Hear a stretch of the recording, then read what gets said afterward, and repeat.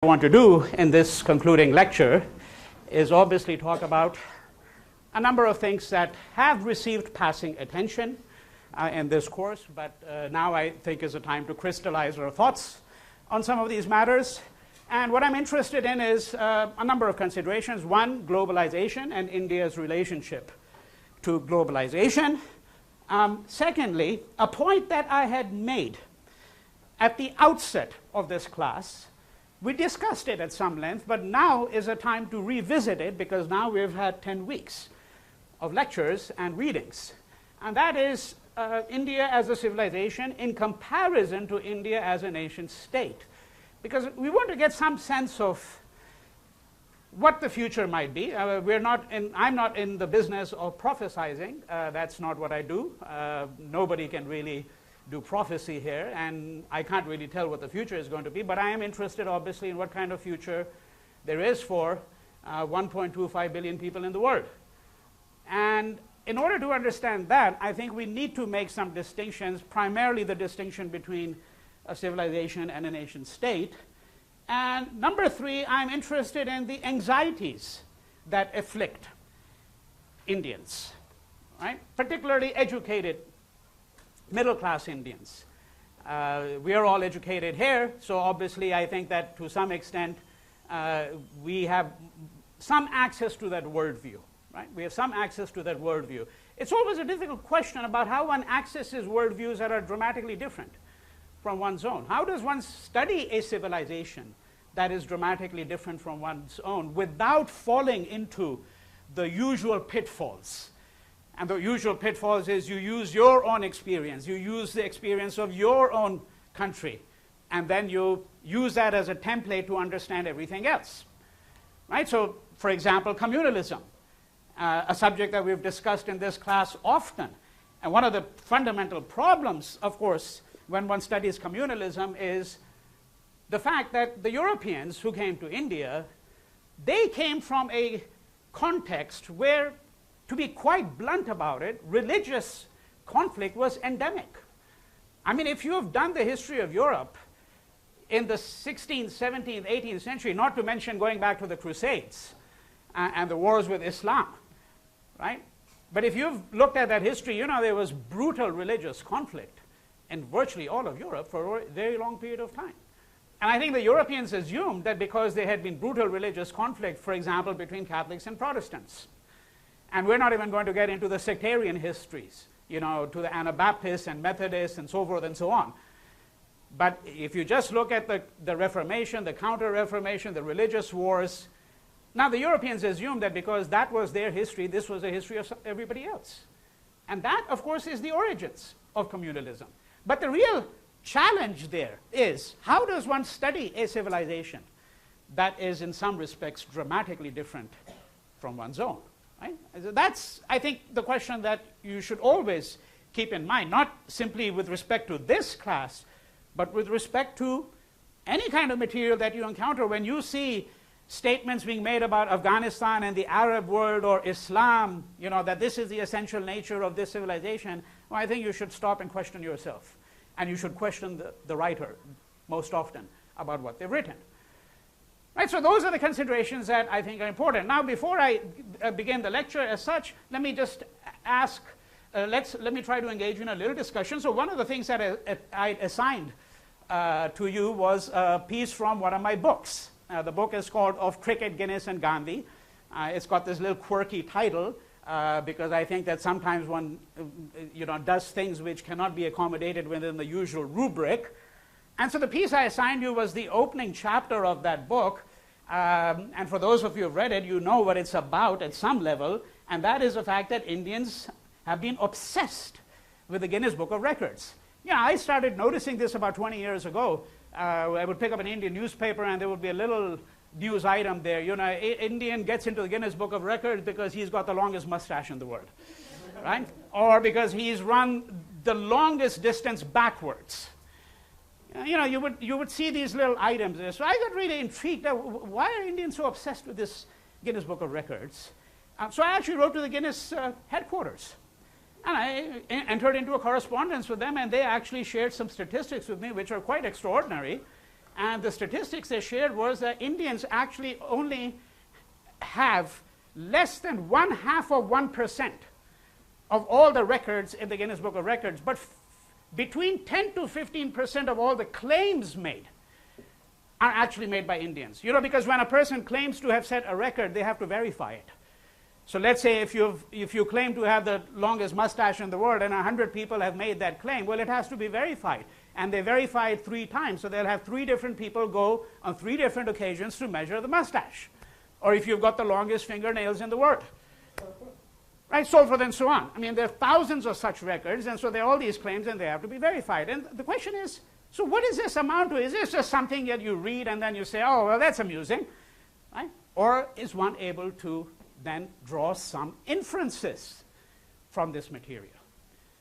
Right? And in order to understand why one might be able to draw some inferences, think about it. Let me give you a parallel example, which I mentioned only fleetingly, but it's mentioned in the article.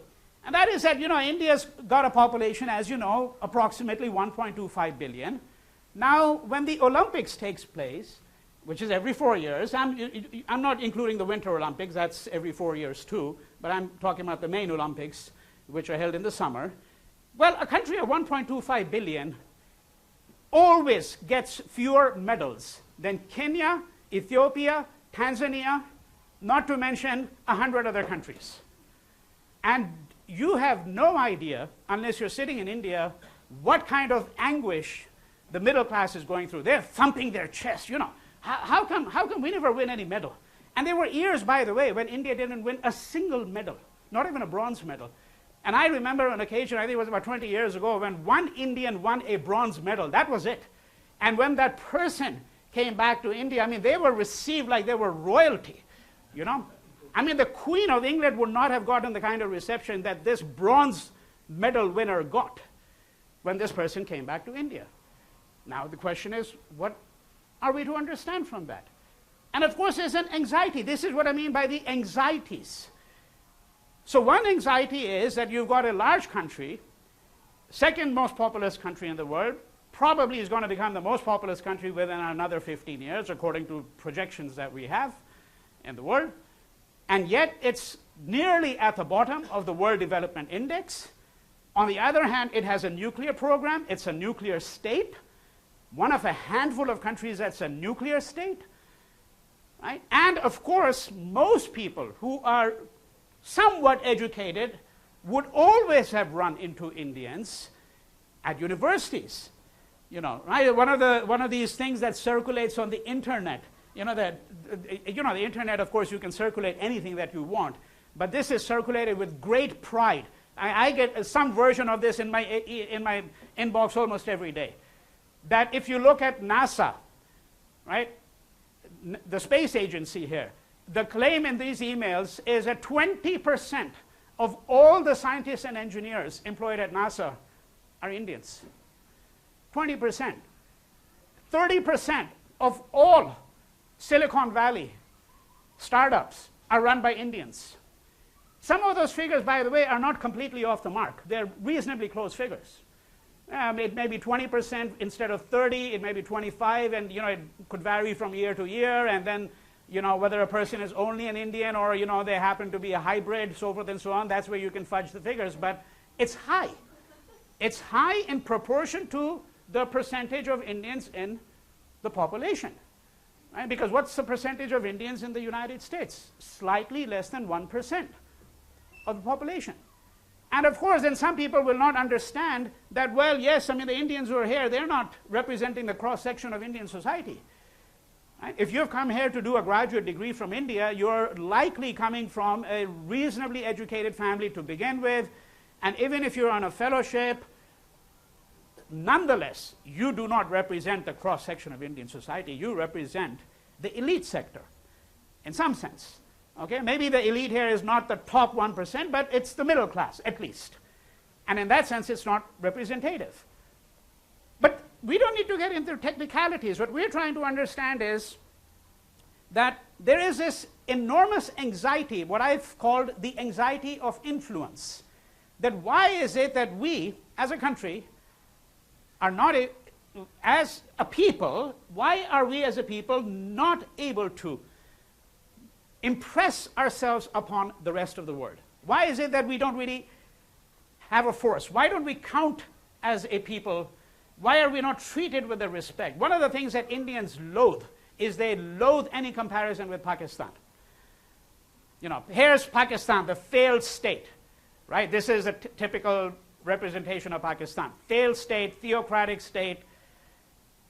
And of course the argument is that, well, they don't have the slightest idea about how to run a democracy in Pakistan, and of course they can't claim the number of scientists and physicists even proportionately that we can claim. And then of course we have got Bollywood, etc., etc. You know, you can just keep on piling it up.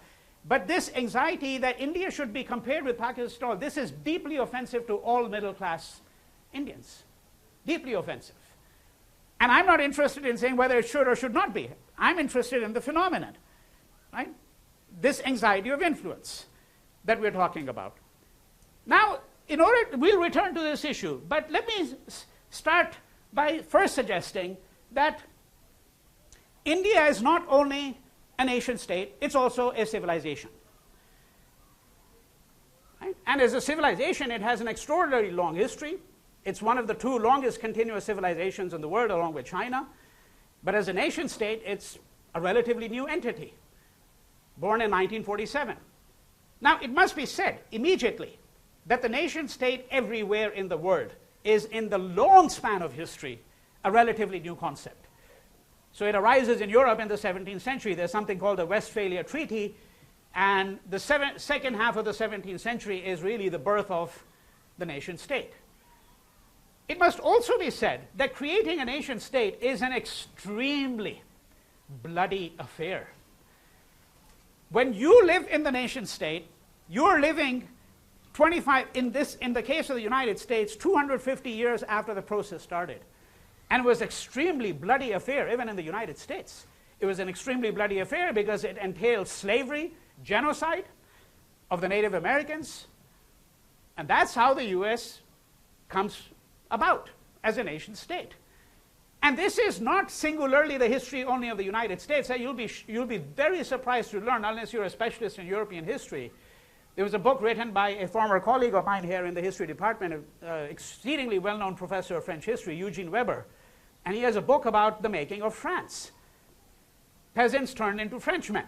And one of the arguments that he makes in this book, and he, I think, gives an overwhelming case for the argument, is that even a country like France, which we see as relatively homogeneous, and I think certainly relative to India, every place is homogeneous, no question about it. I mean, even China is extremely homogeneous relative to India, I would argue. Not to mention the most obvious case, such as Japan, which is exceedingly homogeneous, although even there you do have some smaller ethnic minorities, but on the whole, it's an exceedingly homogeneous society. Right? Now, in the case of France, one of the things he argues is that as late as the middle part of the 19th century, most of what becomes France is not French-speaking. It's not French-speaking. So how do you turn people into citizens, into subjects? They're first subjects, and then some of them become citizens. Not everybody becomes a citizen. We know that. So African Americans really were subjects, but they were not really citizens. How do you turn them into citizens of a nation state? Right? What is the process that you use? And one of the things that the nation state does is it tries to produce the sense of belonging to that nation state by, for example, stressing ties of history or ties of blood. Right? It could be ties of history, ties of blood, it could be ties of language. Now in India, of course, that's going to be exceedingly difficult. Ties of language will be exceedingly difficult. And one of the ways in which it tries to introduce all these ties is through a process of homogenization. One of the fundamental instruments of that homogenization is the textbook, which is one reason why I never use a textbook. I haven't used a textbook in 20 years of teaching here.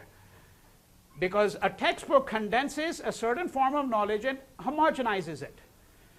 And then it expects everybody to know it. I mean, look at all the schools, right? I mean, my son and my daughter go to school, and of course they have a textbook for every subject. The textbook homogenizes a certain field of knowledge. And then you have to say the certain field of knowledge that is homogenized according to whose version, according to whose vision of that history. Right? That's why the textbook is an exceedingly dangerous instrument, but used universally. So let's suppose you were doing a history of the textbook. When did the textbook actually arise as an instrument of pedagogy in countries? Right? Interesting question. But I'm just raising the question for you, and now I want to suggest to you that one of the things, and I think you would agree, I don't think there would be any disagreement about that, I suspect, that one of the ways in which, for example, a nation state seeks to get the loyalty of all of its subjects and suggests that everybody has something in common is through something called the national anthem. Every nation state has a national anthem.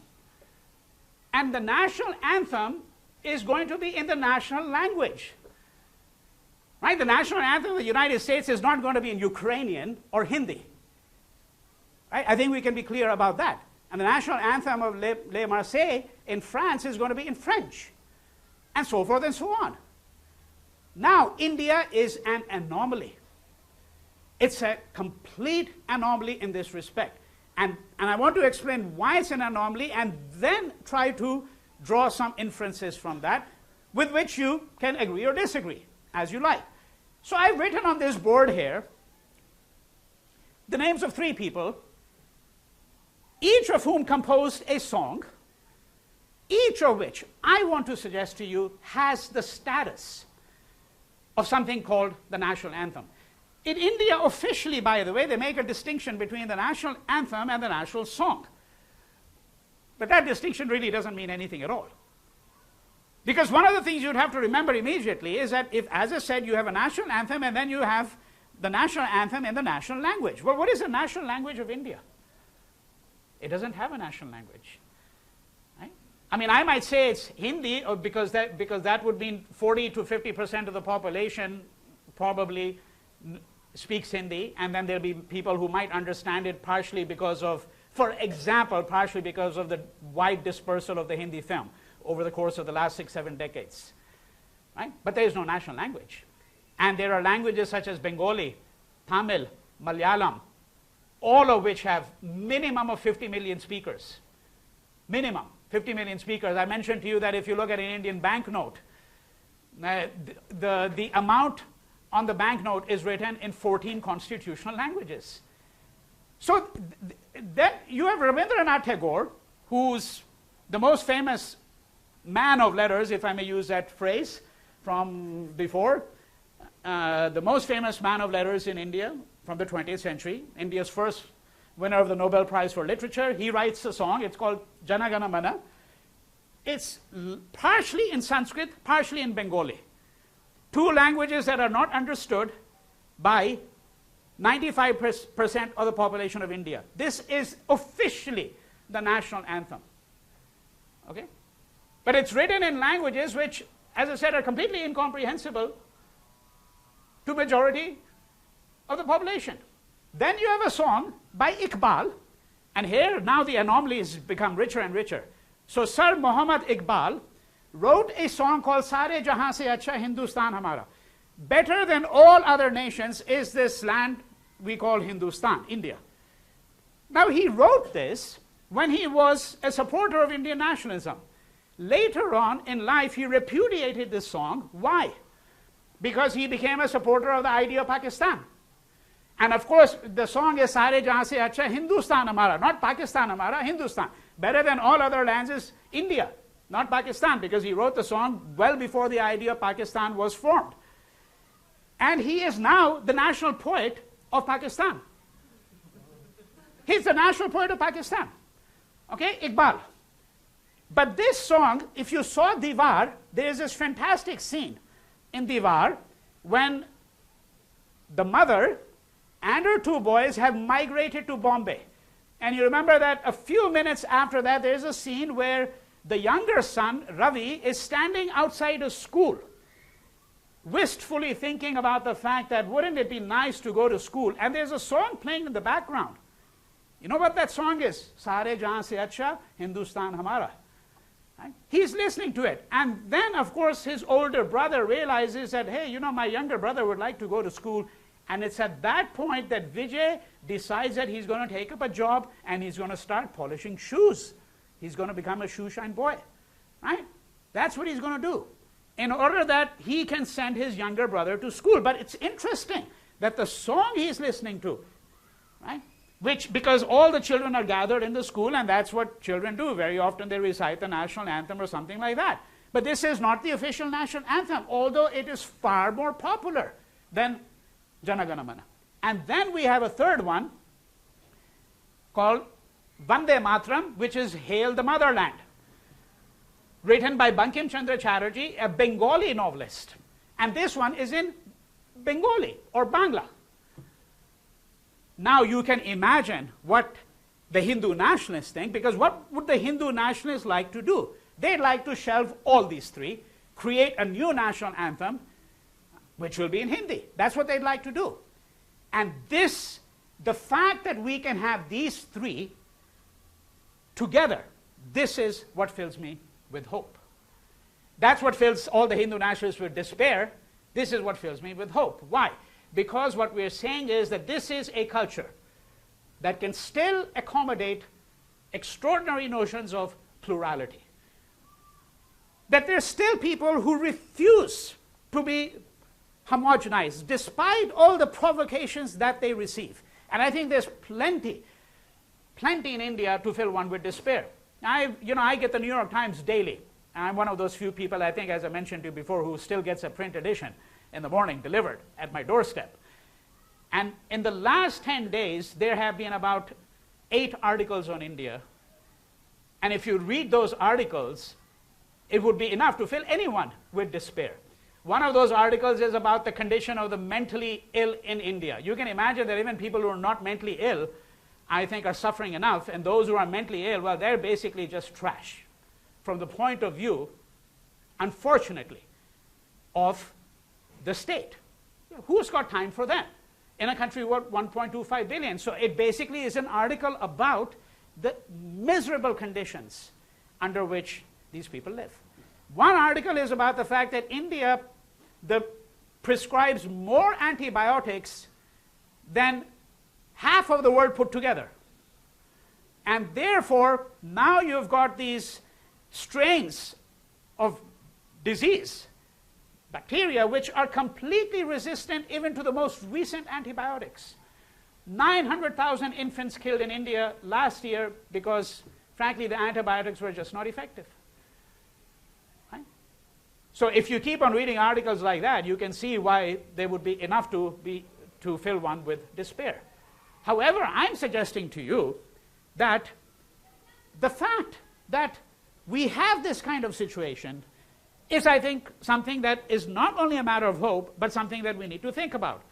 Because what would the Hindu nationalists like to do? They would like to produce a nation state which is going to be a carbon copy of a successful nation state such as the United States. But then, of course, we have to say, what does successful mean? Successful, how did the US become so successful? How did it become the most powerful country in the world? Why don't we talk a lot more about the long history of slavery? Why don't we talk a lot more about the long history of genocide? Why don't we talk a lot more about the fact that the US has bombed 40 countries in the world? You've got tons of memorials in this country to the Vietnam War, to the 57,000 Americans who died in the war. What about the 3 million Vietnamese who died? 3 million Vietnamese were killed in the Vietnam War. Frankly, it's close to being a genocide. And not a single war memorial in the United States related to Vietnam even mentions the 3 million Vietnamese who were killed. And I want to know, of course, as a side question, how come a puny rice-eating people defeated the largest military machine in the world? I'd really like to know that, and I think we should study that. Because, by the way, when I say rice-eating, this was a big theory in Europe in the 17th century. Read Montesquieu, one of the great European theorists. He divided everybody into 3 groups of people all over the world. You were rice-eating, potato-eating, or wheat-eating. And the rice-eating ones were the weakest and the most despicable, according to this theory. You know? So I want to know how the rice-eating Vietnamese were able to, as I said, hand out a crushing defeat, frankly, to by far the largest military machine in the world. Interesting questions, right? But what's the relevance? The relevance is precisely trying to understand the context, right? That what is it that Hindu nationalists would like to do? They'd like to create a successful nation state. Well, when you say successful, then we have to say, what's their model? What's their model? Their model is the United States. It could be Germany, France, but of course Indians, most educated Indians are, you know, the world that they know outside India is the US. English speaking, the place where they would all like to come to, so forth and so on. Right? That's the model that they want to create. Now, this is, I think, what, let's go back to the Guinness Book of Records. Let's tie in that now. So there's this anxiety in the Indian middle class. The anxiety is that, well, we're a civilization. This is the land that produced the Buddha. This is where Buddhism was born, one of the great major world religions, and the Buddha is unquestionably one of the most majestic figures in world history. And then 2,500 years later, this is a civilization that produced Mahatma Gandhi, the principal architect of the idea of nonviolence in the 20th century. Right? Think about what, and then of course you're saying, in between, we did all these other things. We produced the greatest epic in the world, the Mahabharata, you know, mathematics, astronomy, linguistics were very, very advanced in India. They were. So how did we get reduced to our present state? That's one question. To answer that, then you have to look at the long span of history. Now, not everybody has the patience to do that, or the capacity to do that, or the skills to do that. So you obviously take a number of leaps. But it is important in those leaps to simply say that, well, the world unquestionably knows that India has contributed a great deal to world history. Right? That's what the Hindu nationalists, that's their vision. However, the problem is that having produced the Buddha and having produced the Gandhi, it doesn't earn you much purchase in the modern world.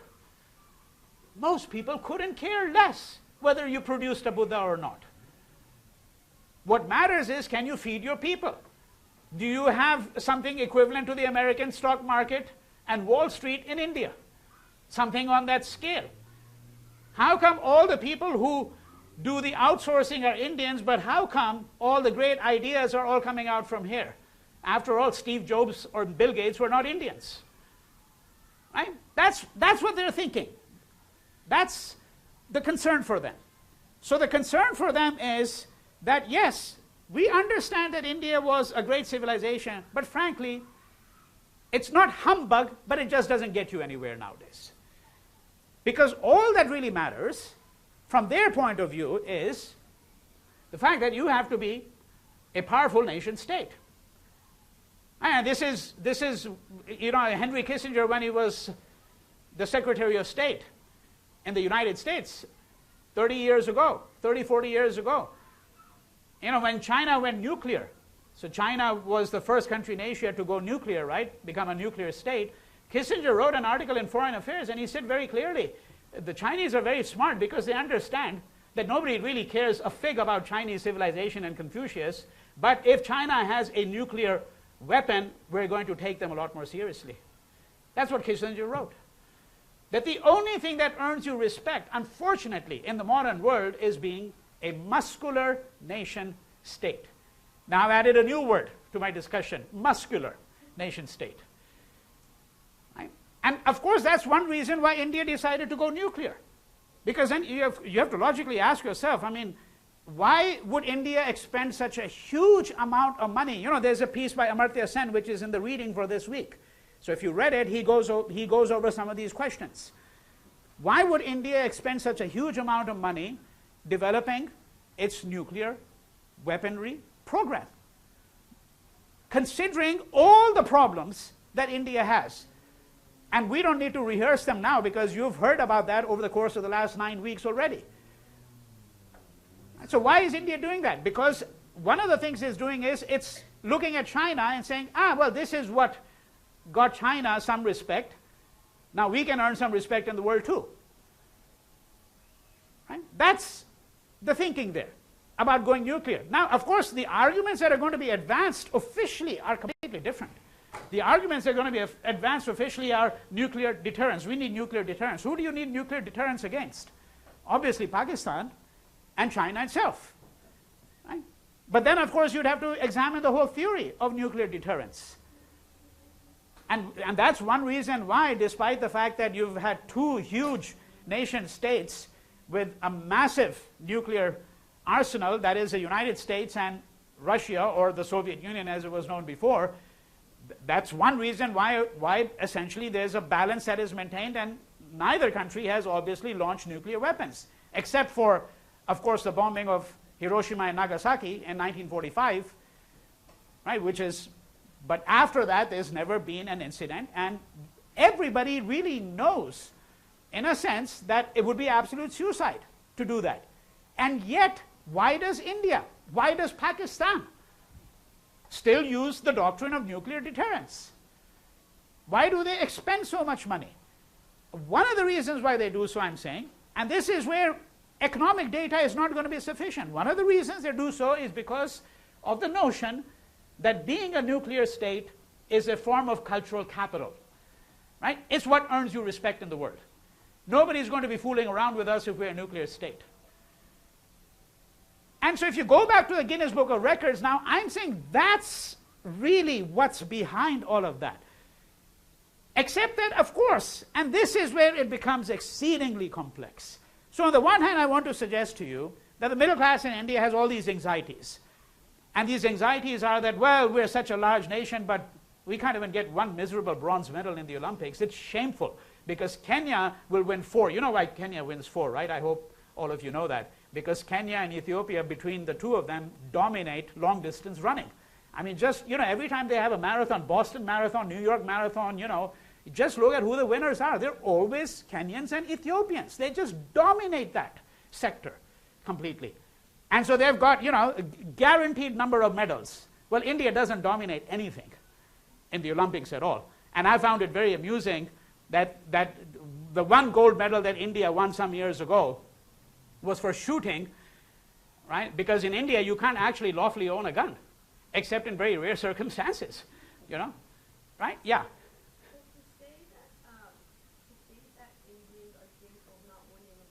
Yeah. Maybe they're just not like pushing that sport, but another subject, you win, community. You see, look, you have to look at it this way. And I hope it's very clear to you that it's not shameful for me. I don't care whether India wins a medal or not. I think it's fantastic, actually, that India doesn't win any medal, personally, because who wants to join the rat race? Right? I mean, that's what it is. It's a rat race. So how do you judge countries? You judge them, right? So not simply by the percent of people who are literate, but you judge them by, for example, the number of gold medals. And by the way, this was very important even for countries like the US and the Soviet Union during the Cold War. During the Cold War, the Olympics was a matter of politics. There's always politics. Never imagine for a second that there isn't politics in sports. Of course, from my point of view, there's politics in everything, including what you eat. Always. So the answer to the question that has been posed here is that, you see, one should never minimize these things that appear to be trivial. This is not trivial, because the trivial is always the index to what is the most profound anxiety that afflicts you as a people. What is the anxiety afflicting them here? The anxiety has to do with the fact that how you do in the Olympics has some relationship in the tacit understanding that we have to something called masculinity. Masculinity. Right? That this is a sign of being a virile nation. A nation that makes itself heard. Why do countries invest so much in their sports programs? This is one of the reasons why they do so. Now, this does not in any way diminish the fact that there may be other areas, for example, where Indians may be doing exceedingly well. So, for example, if you look at the English novel English novel today, I mean, half of the globally most well-known writers in English today are from India. I could give you a list of 50 in 3 minutes. Okay? Half of them are Indians. And now, by the way, several Pakistanis who become quite important as well in the emergence of the novel in English. But the problem, of course, is that the people who read that kind of literature, the people who are aware of that, that's a very small, minuscule portion of the population anyhow. When my relatives pick up the Times of India, when the Olympics are going on, and they go to the sports pages and they look at the medal tally, I can tell you, their eyes go over the medal tally. Where is India? How come India is not even close to Uzbekistan? Uzbekistan, right? And Tajikistan, they're winning more medals than India with 1.25 billion people? That's what you have to think about. What is the anxiety? It's the anxiety of influence.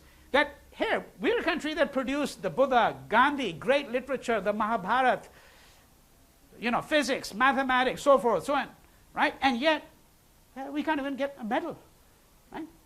Let me just continue with my train of thought for a second because I need to. So, what I'm suggesting here is that in this, now this is where the narrative is becoming more complex. It's going to become more complex because, and this is what fills me with hope. Now, on the one hand, I'm saying to you that it seems like Indians have surrendered. They have surrendered. Why? Because they're miserable enough that they want to get into the Guinness Book of Records with the most stupid records that you can think about. But that's exactly why it's interesting. Because the records they get into the Guinness Book are all records having to do with being counterproductive. Counterproductive. Who has the longest fingernails in the world? If you see the photograph in the Guinness Book of Records, this man, his fingernails together on the 5 fingers exceed 30 feet. 30 feet. Now, you cannot use that hand for anything. I hope you understand that. You cannot use that hand. Because if you do anything other than turn it into a museum piece, that's what it is.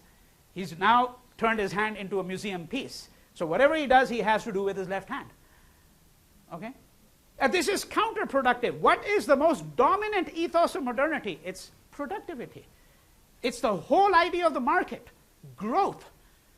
Right? That's why the economists are now the theologians of today. They are the high priests, right? Because economics is the king. That's the whole idea. Every country is interested in growth and development. I think I've told you before, the economists here are paid twice as much as the art historians in this university. And that's true of every university in the United States. Right? Is what they do much more inherently valuable than what a psychologist or art historian does? Of course not. But that's not how they look at it. Why does a business school have plush, lobbies, and if you go to the history department, well, it doesn't quite look that way. Right? Why is the money all going there?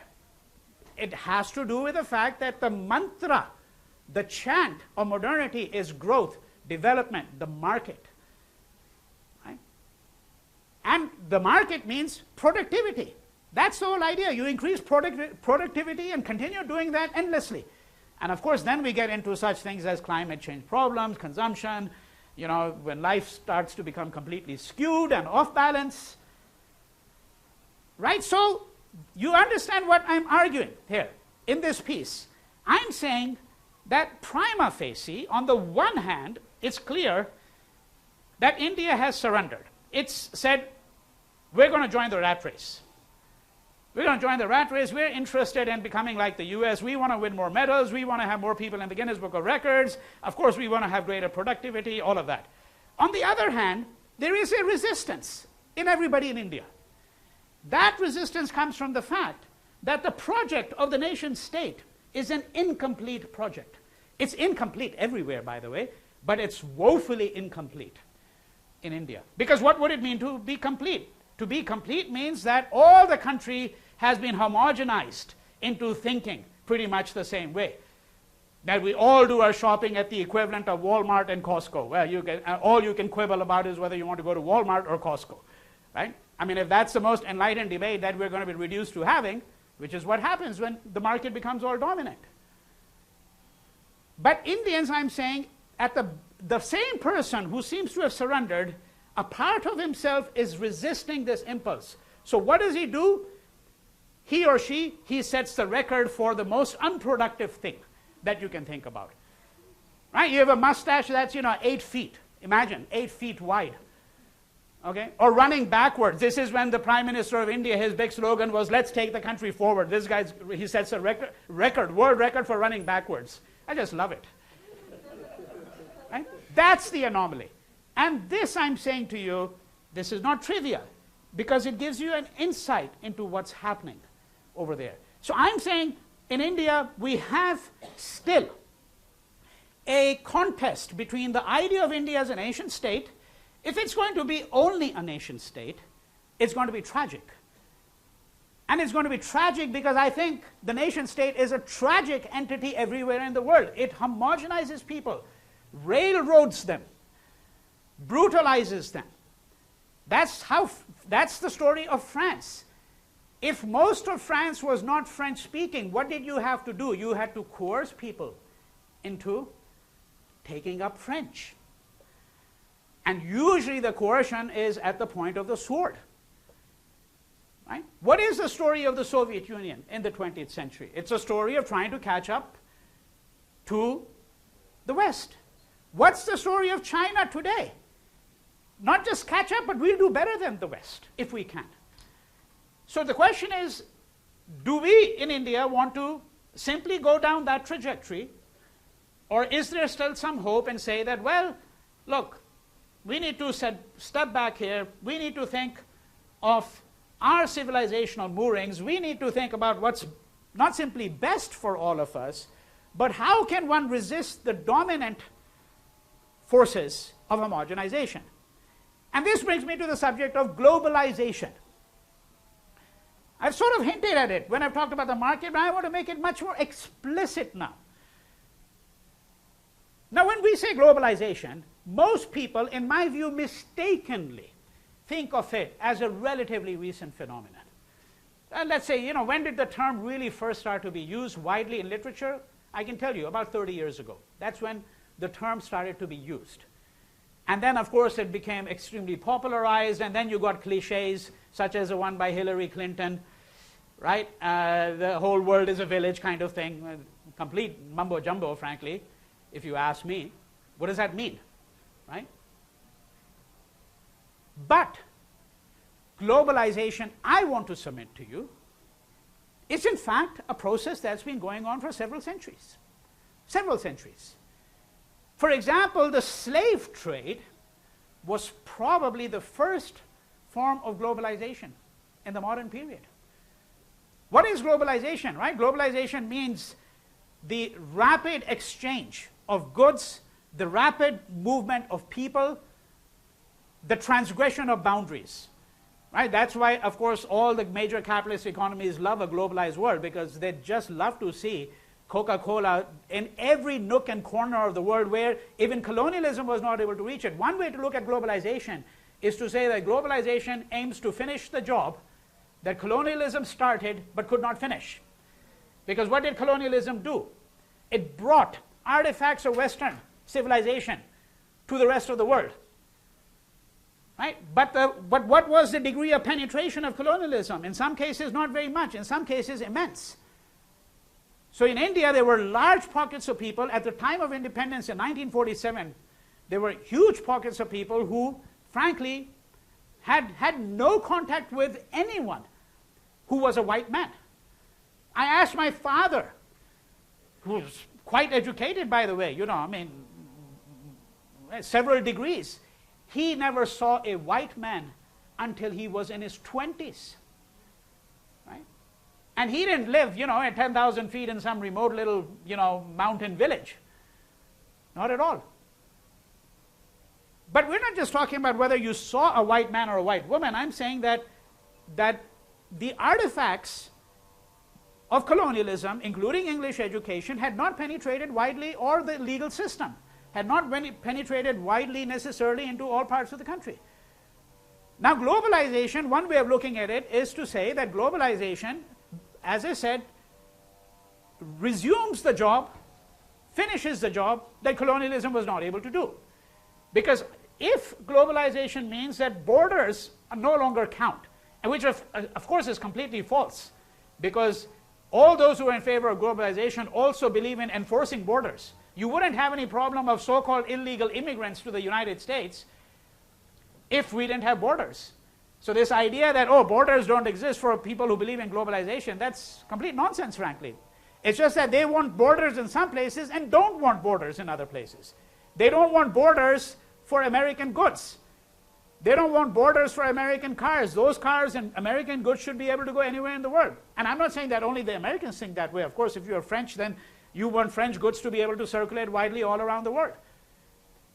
But borders matter, because try walking into the United States or flying into the United States without a passport and a visa if you don't happen to be an American citizen.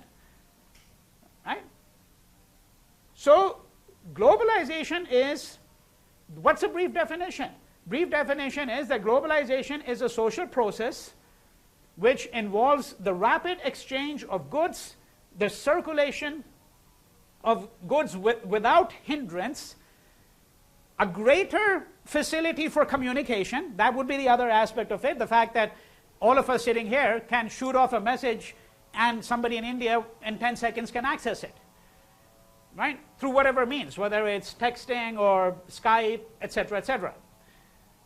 All of that would be entailed in globalization. However, my suggestion to you is really the following, that yes, that's one definition of globalization, but if you use even that definition, in the 17th century, the slave trade was a form of globalization, because what did it do? For example, it involved 4 continents. 4 continents. Right? It involved the Americas, it involved Europe, it involved Africa, and depending on where you were getting from and which particular kind of slave trade you're talking about, the portions of the Middle East are involved as well, but certainly Africa, North America, South America, and Europe.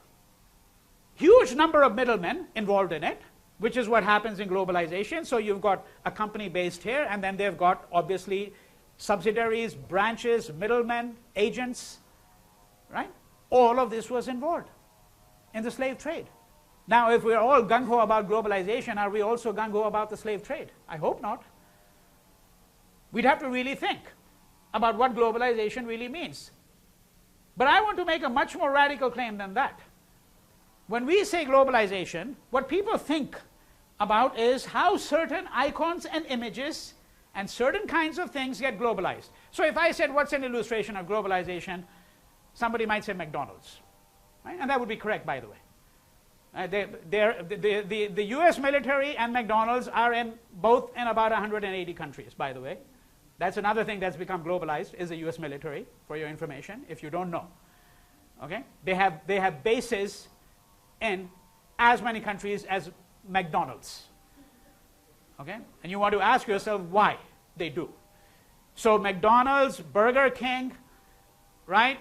Then we can say, how about icons? How about Madonna or Lady Gaga? Right? These are all globalized figures. You know, I was traveling in remote parts of Thailand 20 years ago when the biggest basketball star was, of course, Michael Jordan. And his number, that T-shirt, you could see it in the most obscure parts of Thailand and Indonesia. That number and that figure had become completely globalized. Nike, Adidas, right? Nintendo, all of these things, and 50 other things, they all became globalized.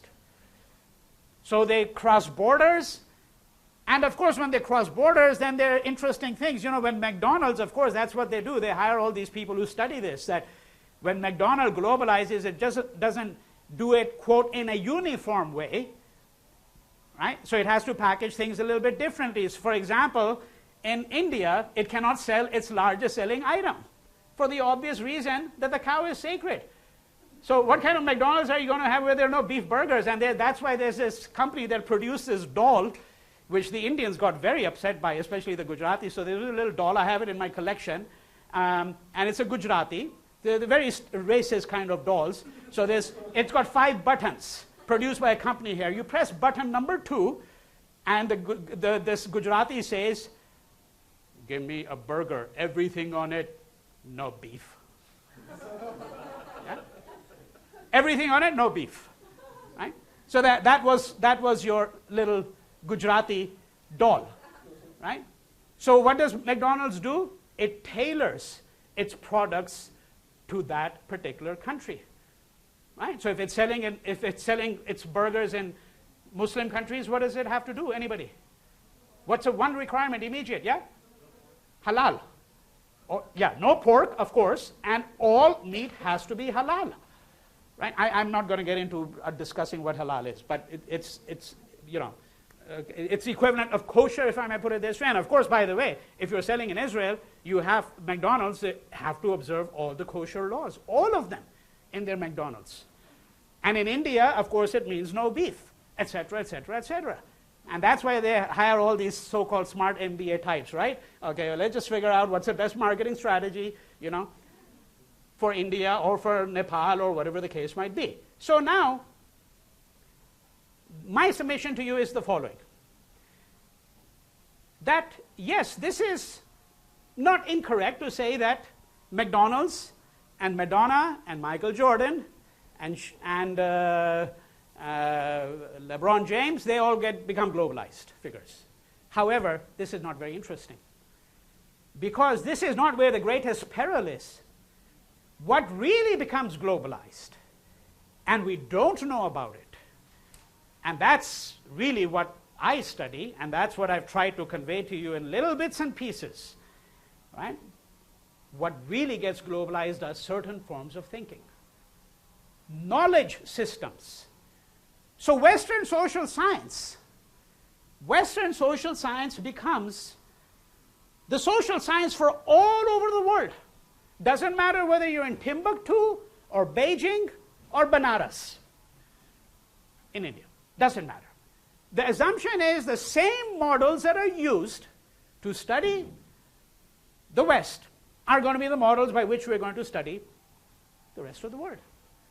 And that's one reason why all of these countries are in such dire straits. They're in such dire straits because the templates, all the social science templates, the dominant templates, what is growth, what is poverty, what is development? The examples, the experience, the history of all of this in the West just gets applied automatically to these countries. Right? And then you say that, well, let's see if it works over there. How we think about something called poverty. Right? What is poverty? So remember what I did in my last lecture. I gave you a very good illustration of that. If you remember, what did I end my lecture with? Homeless. The category. See, what knowledge systems do is they produce categories. It is through these categories that we try to understand the world around us. Because, of course, the world is an enormous place. It's extremely confusing. There are millions of different things that are going on. So then you have to say, well, how do we give it some shape and order? That's what the academic disciplines seek to do. Have you ever thought about the fact that they're called disciplines? Because they also discipline the world. They're not just fields of study. Through a discipline called economics, we discipline the world. We make it more manageable. And each of the disciplines has its own special provenance. It may be completely artificial. I mean, in one word, I could give you the special provenance for all the social sciences. For economics, for example, it's growth. Anthropology, it's the other. When you study the other, it's anthropology. When you study your own underclasses, your own working class, it's called sociology. When you study the psyche, it's called psychology. So forth and so on. When you study space, what's a discipline? Geography. When you study time, it's history. Of course, it's much more complex because we can see what is the interchangeability. And that's what I tried to do when I was talking to you about the idea of development. That development is not just a spatial concept. There's this place called the developing world, the third world, the global south, whatever your favorite phrase for it. It's a temporal concept. So concepts that appear to be spatial may be temporal, and concepts that are temporal may actually be spatial as well. But these disciplines, they all try to order the world. Now, when you order the world, what do? You use categories. It is through these categories that you order this inchoate mass of material, and the problem is that when we speak about globalization, what we're really talking about is how the categories that were produced out of the experience of the West become the categories for everyone's history, for everyone's experience. And when that happens, their futures become hijacked. Right? That is the tragedy of the nation state. And it's a tragedy of India as a nation state. But I'm suggesting that you have to keep in mind the following proviso, that in India, I think, there is still a tussle going on between the nation state, which is a disempowering idea, and the notion of India as a civilization, which is an idea that has possibilities. It's the idea of India as a civilization that produces something like this, and most Indians say, we're perfectly happy with this. It's only, of course, the Hindu nationalists who want to copy the idea of the nation state from the West, lock, stock, and barrel, completely. They say, no, we can't have this kind of mess going on. It's like a religion. We've got 330 million gods and goddesses, right? They say that typically Hinduism is not a monotheistic faith of the kind, it's not an Abrahamic faith. There's no one book, right? There's no one place of pilgrimage. There's no Mecca. There's nothing equivalent to the Quran. And the magical number always used to be given was 330 million gods and goddesses. Nobody's ever done a census of them, by the way. And goddesses and gods in Hinduism, they're born and they die. New goddesses and new gods come up all the time, like Ebola. I bet you anything that there will be a goddess somewhere in India now for the goddess of Ebola. It's not to get Ebola, it's to destroy Ebola. Right? I bet you anything that there already is a goddess for Ebola. The gods and goddesses born and they die. Right? This is the nature of that plurality. It's the nature of that madness. And so you have to learn to live with that madness in a way, because that's what gives Indian civilization its richness. You've heard a great deal about the other side of the story as well, because of course we're studying tangible political, socioeconomic realities, what happens to the working class, what happens to the Dalits, so forth and so on. But I also want you to think about the other side of the story. All right, I have time for, preferably from someone who has not asked a question, I have time for a couple of questions. Either about this lecture or about anything that has preceded. Yes? Okay. When you were talking about the anxiety of India. When I was talking about what? The anxiety of India. The anxieties. Yeah. Someone going down like the newspaper list. Yeah. Saying the medals. Yeah. Would you consider that an anxiety of the world? Because to me, Yeah. and I do this too, I'm like a victim of it too, but if you are judging like a country or even somebody based on like the quantity number, Yeah. other than the amount of like scientists and then people that actually make like a change in this world, Yeah.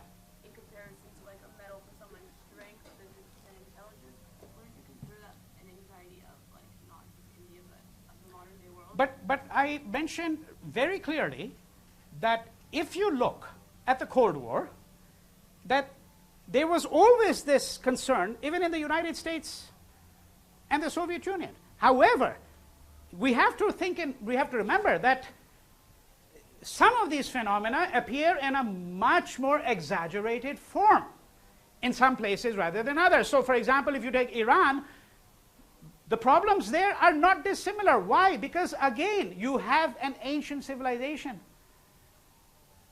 You have an ancient civilization, and yet, of course, a nation state that today, quote, officially is a rogue state. And I want to say, by what right does the United States call Iran a rogue state? It wants to have a nuclear program? Well, the US has not just a nuclear program, it's got the largest nuclear arsenal in the world. And the only country that has ever thrown nuclear weapons on another country in the world is the United States. It has that singular distinction, if you want to call it that.